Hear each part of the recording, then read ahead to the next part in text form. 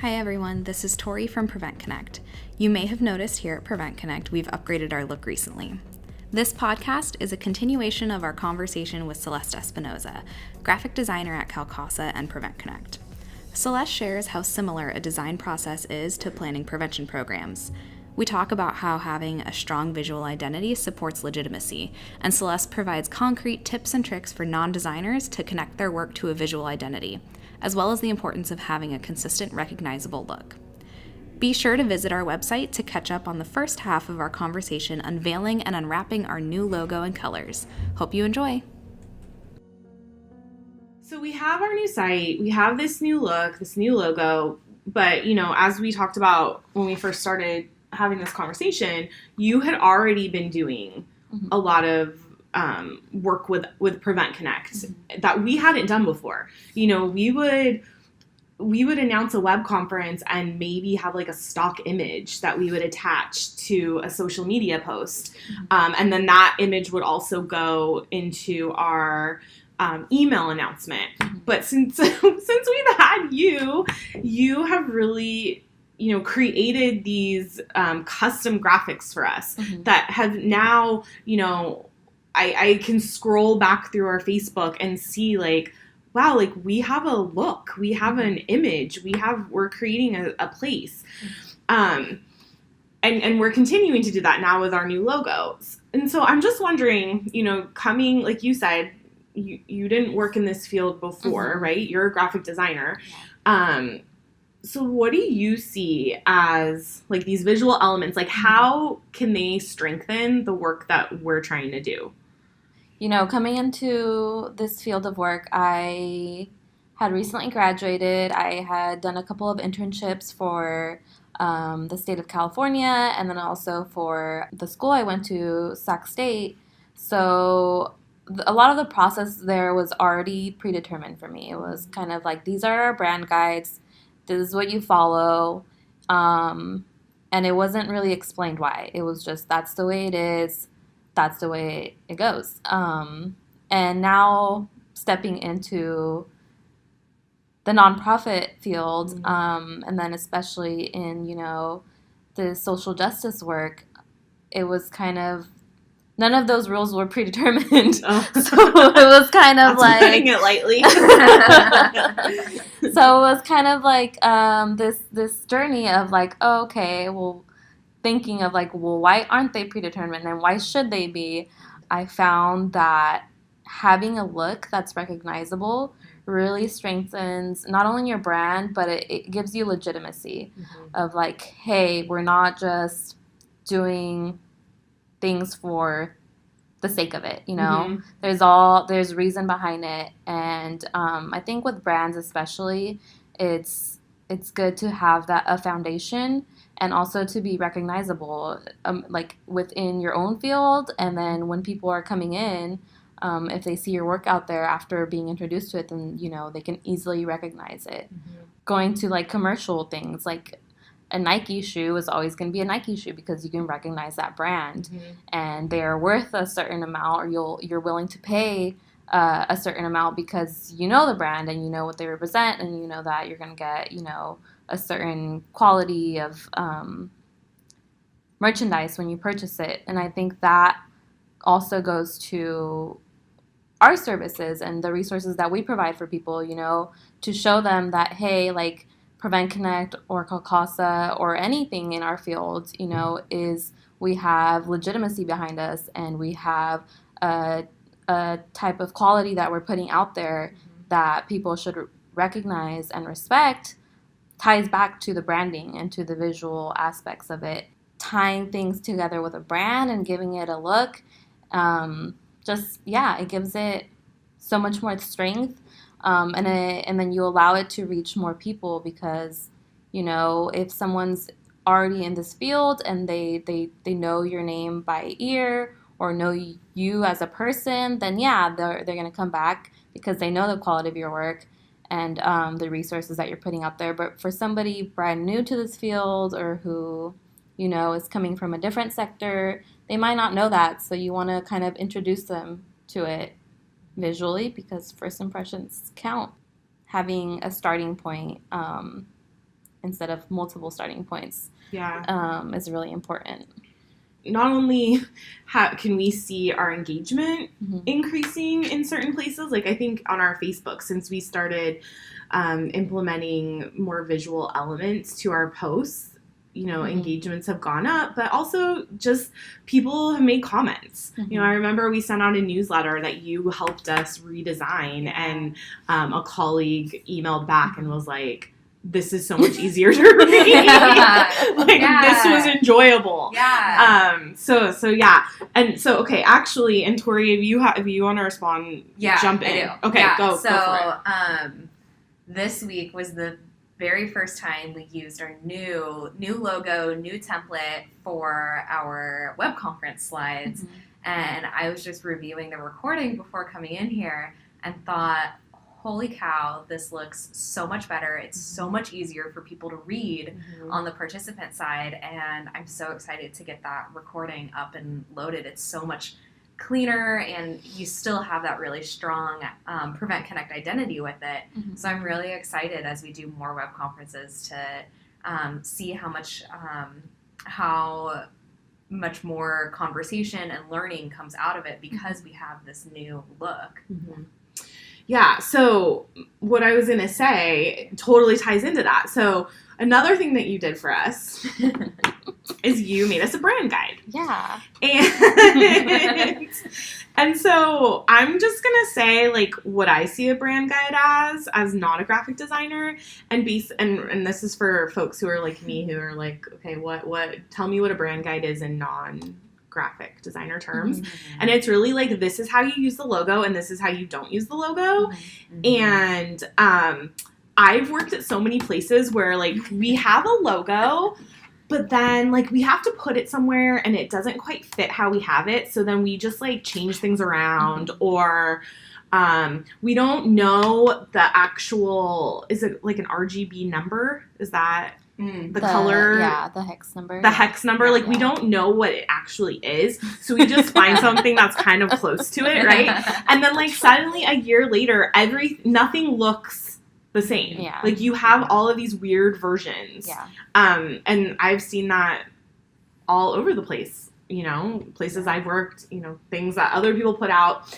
And even this week with our first web conference, so this first web conference that we did with our new look was actually done in partnership with our other national project, Reliance.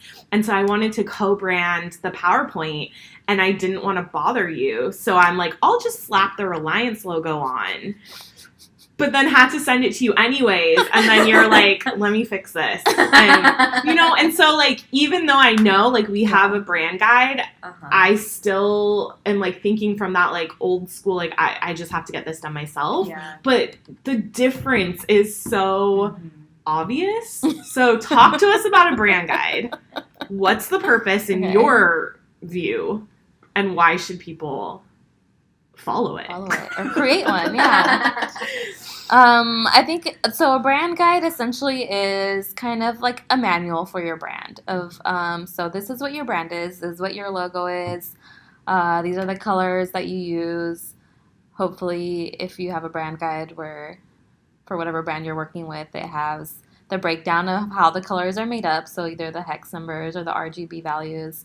It has fonts, hopefully, which ours does, and yeah, it has like these rules of like, hey, don't do this to our logo, because if you do it, then it's not our logo anymore, and that takes away from, again, like the branding and creating that consistency.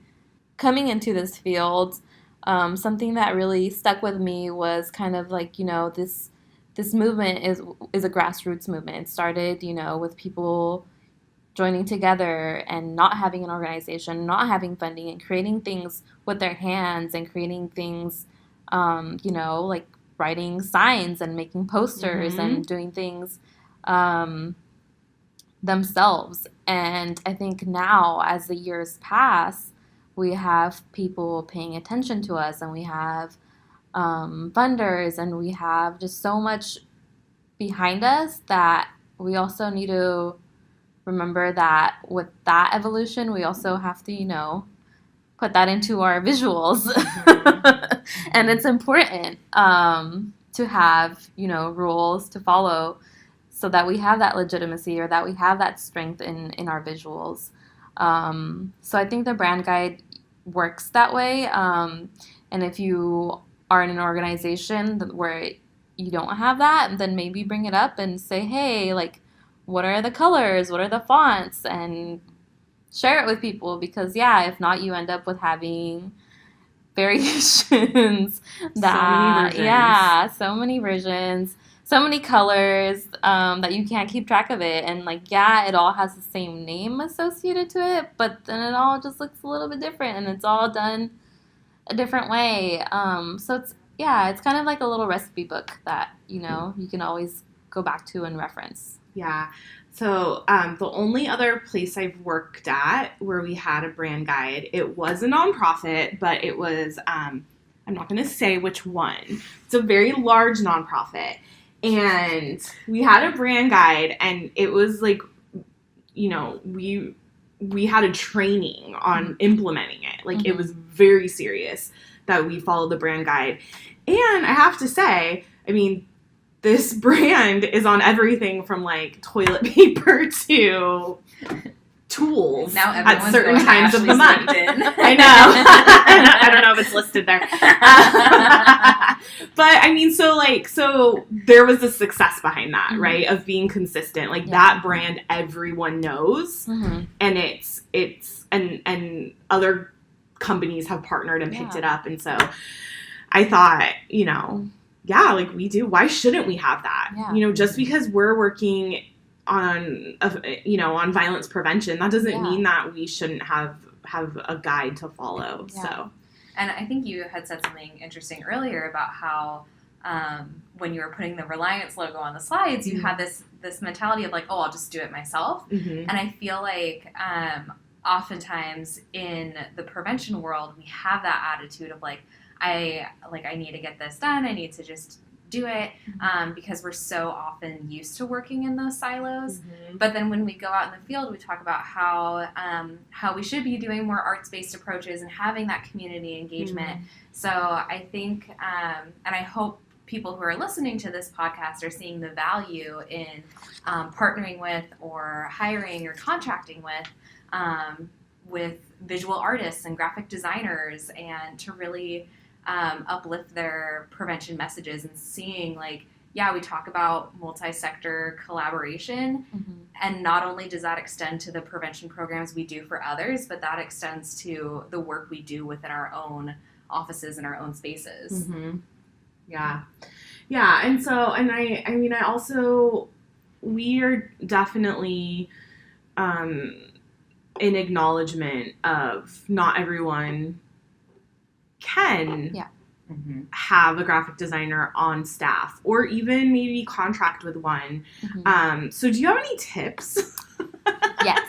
For someone who's like, okay, that's never going to happen here, but I see where graphic design, maybe I have a little bit of interest in it, and I see where it could elevate us. Yeah, what definitely. tips do you have?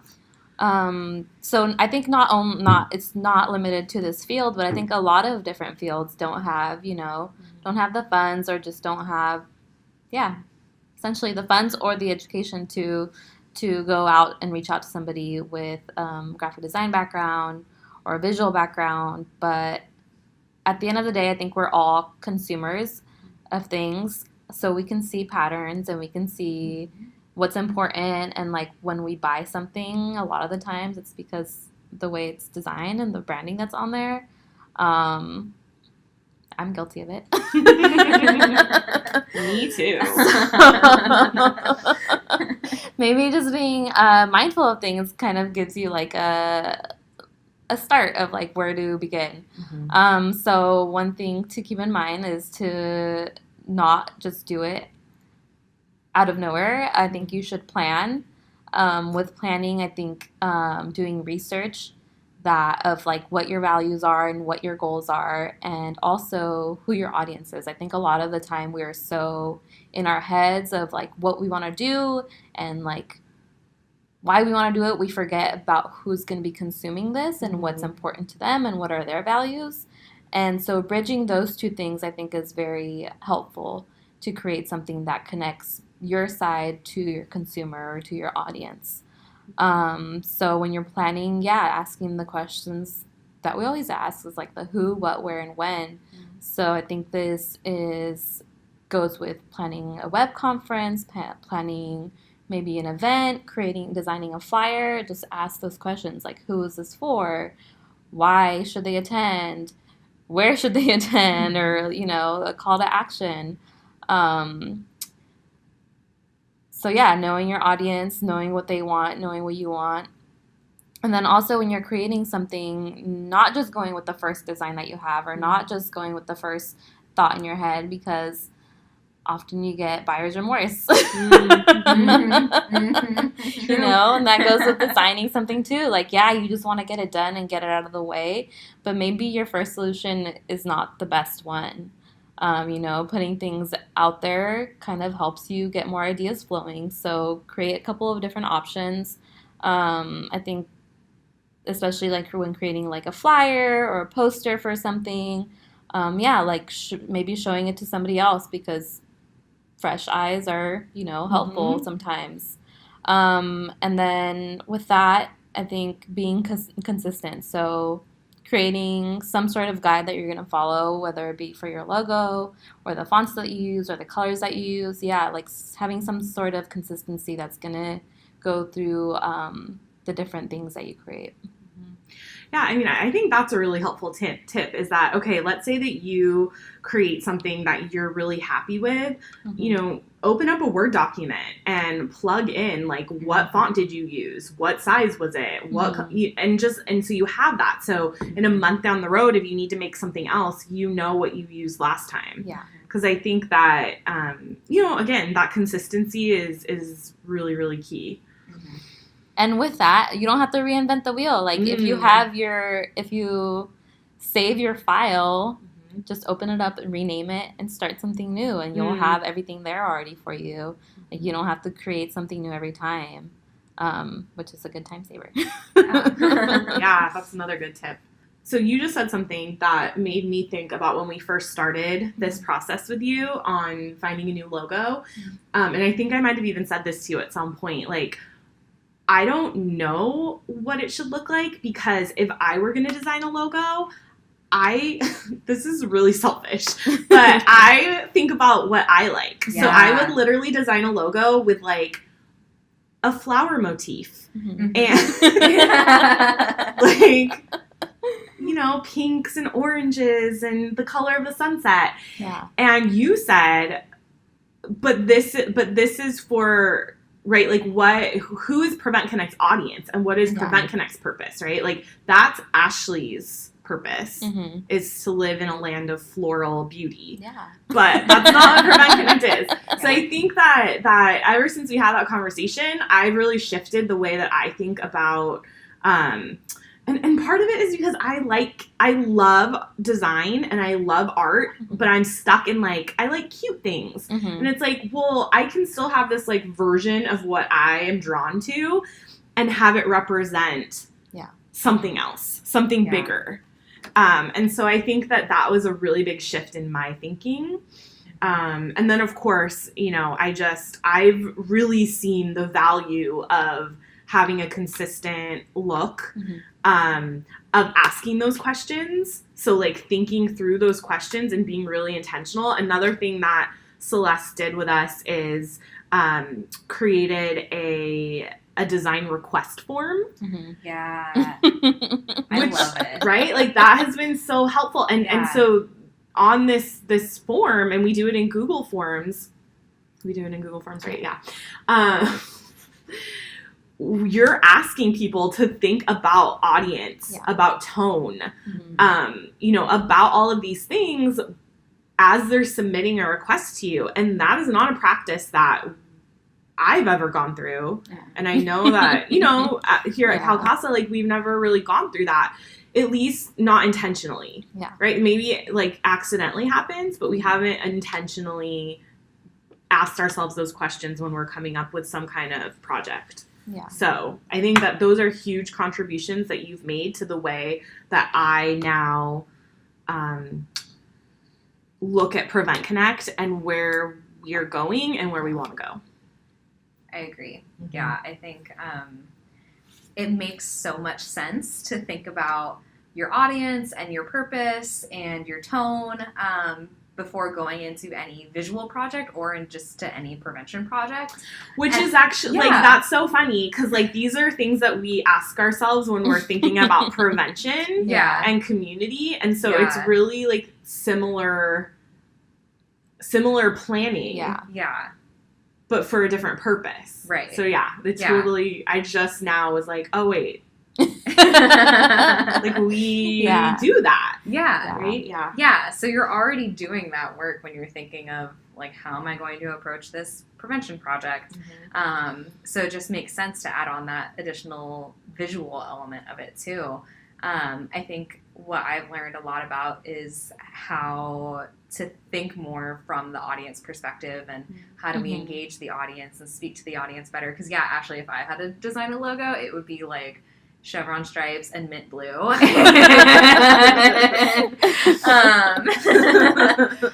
probably have some pink in there too, so maybe you would like my logo. But it wouldn't speak to the field at all. And it would have nothing to do with Prevent Connect. Yeah, so I think with that, it's like a lot of people have a disconnect between their work and then how to represent that visually. But you've already done all the work. Like, you already answered all these questions. You already know who your audience is. You already know what they want to take away. And I think the difficult process of it, or like what people don't have the resources to do or like the training to do, is how do you make this into something visual, or how do you represent this visually? And then, so I think a lot of what I've done with our banners and our web conference images and things of that sort, it's I just look into the content that you guys are sharing, and then a lot of the times I just do a Google search of like, what does that look like in Google Images. So if people are looking to create something like that, there are some free stock websites for like stock images. I think there's Unsplash. And then we can link them in the description. But yeah, like looking up if it's something for teenagers, and maybe look up teenagers and represent that visually with teenagers interacting together. Don't make it corny and cheesy, but but yeah, like it's easy. It's as easy as that. It's like, if you want it to be representative of something, then show it visually.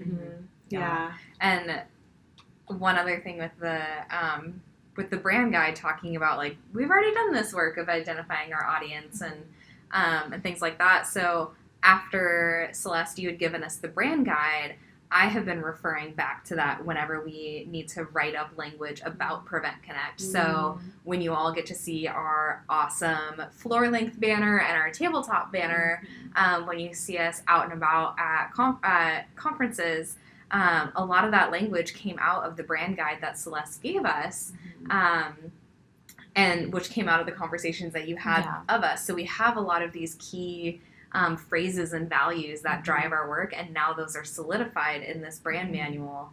And for us to, so not only is it great for us to look back on visually, like I used it this week because I had to change our SurveyMonkey colors. So not only is it great for that, but it's also a great reminder of like, okay, so these are the words that people and that we associate with ourselves. So how can we keep using those to keep pushing that message forward? Yeah, for sure. I mean, I think we said it at the beginning that we've really like kind of overhauled not just our look, but our process. And just approach this now really intentionally and from a place of like strategy, which again is so much a part of what we do in prevention. So it kind of just makes sense to then extend that to how we're visually representing the work that we're doing. And I think that, you know, people, you'll continue to see Celeste's work, which is really exciting. And I don't know, maybe we'll take this show on the road. Maybe. We'll see about that. But yeah, I just want to thank you for walking us through and showing us, the method to what we've done. And yeah. Thank you. Well, thank you for giving me the freedom to do whatever I wanted. And, to set all these new rules and standards. And you guys have just been really helpful in guiding the decisions. And, it's definitely been a group effort. And it's been great. Cool. And if we don't, I know that you'll hold us accountable to the brand guide. It's already happened this week. Yeah. Although you were so nice about it and you didn't say anything to me. Yeah. You just helped me make another PowerPoint, but I do realize that I committed an offense against the brand guide. So apologies. And thank you for gently reminding me that the RGB codes are in the brand guide. I don't need to ask you for that every time I need it. Awesome. Well, if you haven't checked out our new stuff, go check it out. And I think this is it. Good combo. Good time. Thank you, Celeste. Thank you. Thank you.